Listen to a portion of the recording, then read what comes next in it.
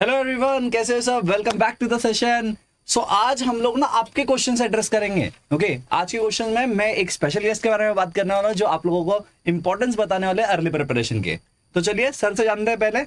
Hi sir, कैसे हो? Welcome. Hi everyone. तो भाई आज की क्लास में हम तुम लोगों से बातें करेंगे और सर मुझसे कुछ बातें पूछने वाले हैं जो मैं तुम लोगों को बताने वाला हूँ। तो आपके मोस्ट आज क्वेश्चन नहीं, आज मैं पूछूंगा सर को back to back. By the way it's not AK versus AK हम दोनों साथ में एक्चुअल में। दिस इज समथिंग ना जो आपके लिए कर रहे हैं बच्चों हम लोग। ओके तो पहली चीज ना सर, कुछ क्वेश्चंस होंगे, मुझे ना रैपिड फायर आंसर चाहिए उसका। ठीक है, ज्यादा टाइम वेस्ट ना करते हुए सब बच्चों के क्वेश्चंस पूछेंगे। चलो ठीक है। पहली चीज है, फिजिक्स को स्ट्रॉन्ग करने के लिए सबसे इंपॉर्टेंट टिप क्या होगा आपका क्लास 9-10 लर्नर्स के लिए? मुझे ऐसा लगता है कि सबसे पहले अपने मैथ्स के कुछ इंपॉर्टेंट टॉपिक्स है जिन्हें कवर करो। फॉर एग्जांपल तुम्हारा क्वाड्रेटिक इक्वेशन तुम्हें आना चाहिए, ट्रिग्नोमेट्री तुम्हें आना चाहिए, ट्राइंगल्स यानी बेसिक मैथमेटिक्स तुम्हारी तगड़ी होनी चाहिए। स्पेशली 8th-9th की मैथमेटिक्स भी काम आएगी, परसेंटेज वगैरह भी जरूरी है। यही चीज होती है जिनकी वजह से बच्चों की फिजिक्स खराब होती चली जाती है और वो नीट और आईटी नहीं कर पाते। तुमसे ना हो पाएगा। सो पहला क्वेश्चन तो हो गया सर। सेकंड क्वेश्चन ना बच्चों को बहुत ज्यादा पूछा होता है कि फिजिक्स करते समय क्या क्लास 9-10 के फिर सीधा 11-12 करना चाहिए नीट और जेई के लिए? चलो देखो, अच्छा एक बात बताओ, तुम्हारी 9th की फिजिक्स में टॉपिक्स क्या क्या है? मोशन, फोर्स, वर्क है ना, ग्रेविटेशन, यही टॉपिक्स हैं। अगर तुम देखोगे अपनी 11th की एक बार एनसीईआरटी उठा के देखो या फिर 11th की कोई भी बुक उठा के देखो, पहला ही टॉपिक तुम्हारा वेक्टर, उसके बाद काइनेमेटिक्स है। यानी 9th की फिजिक्स 11th में, 10th की फिजिक्स 12th में। नो डाउट तुम बिना 9th-10th की फिजिक्स के पढ़े भी 11th-12th की कर सकते हो, बट लिटरली बताओ प्रोबेबिलिटी बहुत कम हो जाएगी तुम लोगों की एज अ टॉपर बनने की। अगर 9-10 में तुम्हारे बेसिक स्ट्रॉन्ग हो गए तो तुम्हारी लिटरली बता रहा हूं तुम्हारी आधी रैंक तो वही इंप्रूव हो जाती है अगर तुम आईटी नीट में टॉप रैंक लाना चाहते हो तो मैं एक ना हमेशा डायलॉग मारता रहता हूं बच्चों के, maths is the language of physics. क्या ये ट्रू है आपके हिसाब से? बिल्कुल। जैसे मैंने पहला, मुझे लगता है पहला मेरा क्वेश्चन आपने जो पूछा था वही था। मैथ्स अगर नहीं आती तो बेटा तुम फिजिक्स तो नहीं कर पाओगे। ठीक है, मैथ्स नहीं आती, फिजिक्स नहीं कर पाओगे तो आईटी तो भूल गए, नीट भी नहीं निकल पाएगा क्योंकि फिजिक्स नहीं कर पा रहे। और नीट में 180 नंबर का फिजिक्स आता है। ठीक है, और आजकल तुम देखोगे नीट के अंदर अलग लेवल बच्चे टॉपर बन गए, यानी 700 नंबर आते हैं ऐसे आराम से। तो फिजिक्स के बिना तुम्हारा कुछ नहीं है, नहीं होने वाला। चलो ये क्वेश्चन भी बहुत अच्छा था और आंसर तो तगड़े आ रहे हैं सर आपकी तरफ से। ओके नेक्स्ट क्वेश्चन मेरा जो होगा ना वो इसके रिगार्डिंग होगा कि एक बच्चा पूछता है अगर कि क्लास 9 या 10 में कब सही होता है प्रिपरेशन स्टार्ट करना आईआईटी जेईई नीट का? देखो यहाँ पे ना यार, यहाँ पे थोड़ा सा ये क्वेश्चन ना थोड़ा सा अजीब है। क्यों मैं बताता हूँ। कुछ लोगों की फैमिली में ना माहौल ऐसा बना होता है, उनके मम्मी पापा ऑलरेडी हो सकता है आईआईटीएन हो, कोई डॉक्टर हो, तो वो बच्चों को 6-7 से भी पढ़ा देते हैं। लिटरली मेरे पास ऐसे बच्चे आए जो 6-7 से प्रिपरेशन कर रहे थे।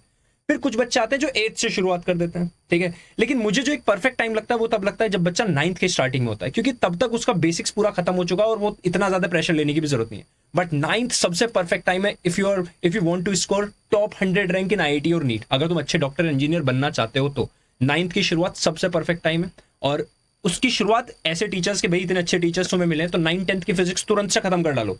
यानी टारगेट लो कि 2 महीने के अंदर तुम अपना सिलेबस 9th-10th का फिजिक्स, मैथ्स, केमिस्ट्री, बायो खत्म। और it is possible actually. Sir तुम्हें बता देंगे इसके बारे में अलग वीडियो में। ओके तो ये तो चीजें ठीक है। मैंने ना 2-3 लर्नर से बात की थी ऐसे जो नीट और जेईई की प्रिपरेशन कर रहे हैं, अब 11-12 में वो पहुंच गए हैं। ठीक है, अब उनके मैसेजेस आते हैं कि सर हमने ना क्लास 9-10 ठीक से किया नहीं था। तो क्या 11-12 के लर्नर्स को फिर से क्लास 9-10 करना चाहिए आपके हिसाब से? देखो रियलिटी तो जरूरत तो नहीं है, बट यहाँ पे एक बट, वो क्या है, अगर तुम कर लोगे तुम्हारा नुकसान कुछ नहीं होगा, फायदा ही फायदा होगा। और तुमसे कोई 9-10 पूरी पढ़ के वापस से एनसीईआरटी की एक्सरसाइज टू एक्सरसाइज करने के लिए नहीं कर रहा, कंसेप्चुअल लेवल पे कर लो। मतलब 9th-10th की वन शॉट वीडियोस देख लो हर एक चैप्टर की, बस तुम्हारे लिए काफी है। अच्छा एक और चीज सर, कि जैसे आपने बोला कॉन्सेप्चुअल लर्निंग होना चाहिए। हाँ। तो उसके लिए आपको क्या लगता है कितना टाइम डेडिकेट करना चाहिए बच्चों को 9-10 को प्रिपरेशन करने? देखो सर ये डिपेंड करता है स्टूडेंट टू स्टूडेंट। मैं बताता हूँ कुछ बच्चे ऐसे होते हैं, लिटरली मेरी क्लास में कुछ बच्चे ऐसे भी हैं, 12th का एक बैच है उसमें कुछ बच्चे ऐसे हैं जो लेट्स से मैंने कोई टॉपिक पढ़ाया, उन बच्चों ने वो टॉपिक क्लास में इतने अच्छे से समझ लिया कि उन्हें सिर्फ 1 घंटे की सेल्फ स्टडी की जरूरत है और कुछ न्यूमेरिकल्स लगाने। क्या बात। कुछ बच्चों को पहली बारी में वो चीजें उतनी अच्छी क्लैरिटी नहीं आती, तो उन बच्चों को वापस से क्लास देखनी पड़ती है, उसके बाद उसके क्वेश्चंस उन्हें ज्यादा लगाने पड़ते हैं। तो इट डिपेंड्स, ये वेरी करता है स्टूडेंट टू स्टूडेंट कि कितना सेल्फ स्टडी टाइम देना चाहिए। बट एक एवरेज टाइम बताता हूँ, अगर तुम 3 घंटे की क्लासेस ले रहे हो तो उसके लिए कम से कम 2 घंटा सेल्फ स्टडी। 3 घंटे क्लासेस के लिए 2 घंटा सेल्फ स्टडी, ये एक रेशो मेंटेन रखना। एक और क्वेश्चन बहुत इंपॉर्टेंट ना, बार बार आता हुआ क्वेश्चन है, कितना टाइम डेडिकेट करना चाहिए नीट और जेईई को अगर आप क्लास 9-10 में हो तो प्रिपरेशन को एक्स्ट्रा? ओके जैसे आपने बोला ना early preparation is very important, तो 9-10 के सिलेबस समझो बच्चे कर ही रहे हैं, एक्स्ट्रा टाइम कितना देना चाहिए आपके हिसाब से नीट और जेईई के लिए? इसका आंसर मैं थोड़ा लंबा देने वाला हूँ और आई थिंक मुझे लगता है सर लास्ट क्वेश्चन है नहीं? Yes sir. पक्का ठीक है, तो इसका थोड़ा लंबा आंसर देता हूँ, इसमें तुम्हें सारी चीजें बता देता हूँ। इंडिया में हर साल कम से कम 1.5 से 2 लाख बच्चे ऐसे होते हैं जो 9th, 8th या 10th क्लास से आईआईटी और नीट की प्रिपरेशन शुरू कर देते हैं।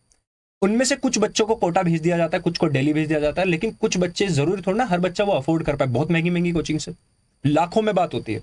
लेकिन तुम लोगों के लिए आजकल यूट्यूब पे हर चीज अवेलेबल है, तुम्हें कहीं जाने की जरूरत नहीं है। ठीक है, अब ये बच्चे जब 9th क्लास में होते हैं फिर 8th क्लास में होते हैं, आपका क्वेश्चन क्या था, मैं भावनाओं में इतना खो गया, मैं आपका क्वेश्चन भूल गया हूँ। टाइम कितना डेडिकेट करना है आपको? तो अब बात ये कि कुछ बच्चे इनके अंदर ऐसे होते हैं जिनका स्कूल बहुत बढ़िया जा रहा होता है, तो पेरेंट्स को भी टेंशन नहीं है, तो पेरेंट्स बोलते हैं बेटा तू पढ़ बढ़िया। ठीक है, ऐसे बच्चों को स्कूल में ज्यादा दिक्कतें नहीं आती, तो ऑब्वियस ही बात है अपना घर का पूरा टाइम डेडिकेट कर सकते हैं आईआईटी नीट के लिए। लेकिन वो बच्चे जो स्कूल में ऑलरेडी एक टॉपर है, यानी कि स्कूल में उनकी परसेंटेज में कोई दिक्कत नहीं है, वो इंग्लिश एसएसटी हिंदी को संभाल लेते हैं, क्योंकि इंग्लिश एसएसटी हिंदी ऐसे बच्चों को ले डूबती है जो बच्चे आईआईटी नीट की प्रिपरेशन कर रहे होते हैं। ठीक है, तो तुम अपना पूरा टाइम डेडिकेट कर सकते हो आईआईटी नीट के लिए। अब आते हैं बच्चे थोड़े मीडियोकर, है ना, यानी एवरेज से हल्के से ऊपर मान लो, वो बच्चे स्कूल में अच्छा कर रहे होते हैं बट बहुत अच्छा नहीं कर रहे होते, उनको इंग्लिश एसएसटी में बहुत दिक्कत आती है ना। लिटरली मैंने देखा बच्चे एसएसटी इंग्लिश का ट्यूशन लगाने लग जाते हैं। सर मुझे ये बात वैसे आज तक समझ में नहीं, चलो ठीक है वो भी जरूरी होगा, ठीक है, लेकिन एक आईआईटी नीट का बच्चा एसएसटी का ट्यूशन, हिंदी का ट्यूशन जाकर पढ़ रहा है, एक तो बच्चा कह रहा है सर संस्कृत का भी चाहिए। बेटा तुम लोग आईआईटी नीट का सपना छोड़ दो पहले तो, मैं डिमोटिवेट नहीं कर रहा बट एक रियलिटी दिखा रहा हूँ, रियलिटी जरूरी है। तो मैं यहाँ पे लुल्लू पुच्चू करने नहीं बैठे यहाँ पे, तुम्हें झूठे वादे करके चले जाए, झूठी बातें करके चले जाए कि बेटा नहीं कर सकते हो।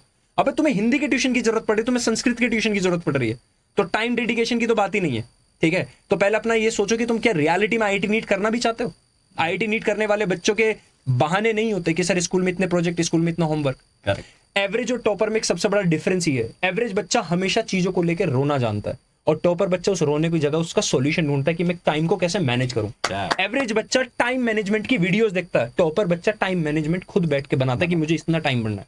तुम्हें कभी जरूरत नहीं पड़ेगी सेल्फ स्टडी कितना करे सर बताओ, सर टाइम मैनेज कैसे करे सर, टाइम टेबल बताओ। ये जरूरत सिर्फ उन बच्चों को पड़ती है जो एक एवरेज बच्चे होते हैं।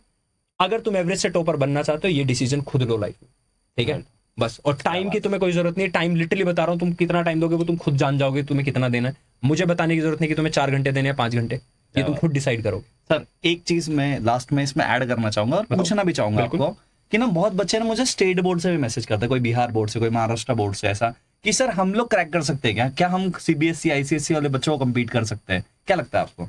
ये दिमाग से निकाल दो पहली बात तो, लिटरली बताऊं, आईसीएसई सीबीएसई स्टेट बोर्ड, उल्टा आईसीएसई में कुछ 1-2 चीजें एक्स्ट्रा है, बट तुम अगर आईआईटी नीट की प्रिपरेशन 9-10 से कर रहे हो और तुम्हें अच्छे टीचर मिल गए, तुम्हें सोचने की जरूरत नहीं तुम किस बोर्ड में, क्या बात, कुछ जरूरत नहीं है। सही है। अगर तुम 9, 10th, 11, 12 चारों क्लास का कंबाइंड कोर्स देखोगे ना आईआईटी नीट का, कुछ एक्स्ट्रा नहीं है तुम्हारे पास, ना कुछ कम ना कुछ ज्यादा। मैं स्पेसिफिक सिर्फ 9th क्लास की बात नहीं कर रहा, मैं टोटल चारों क्लास। जब तुम if you are preparing for IIT NEET ना, तो तुम तो चारों क्लासेस पढ़ रहे हो ना। सही है। तुम्हें किसी एक क्लास से क्या लेना देना कि सर हमारी 9th में ये टॉपिक कम है, 10th का वहां ज्यादा है, सर आईसीएसई में 9th का टॉपिक ज्यादा है, हमारा तो कम है, तो तुम नहीं ले, तुम पढ़ते रहो आईआईटी नीट लेवल, तुम्हें जरूरत क्या है सोचने की? तो कोई जरूरत नहीं स्टेट बोर्ड के हो, चाहे आईसीएसई हो, चाहे सीबीएसई, मतलब कोई फर्क नहीं पड़ता, कोई फर्क नहीं पड़ता। ओके, क्या बात है, बहुत अच्छा लगे सर आज का सेशन आपके साथ। ऐसे और भी सेशंस करते रहेंगे जरूर, बहुत अच्छा।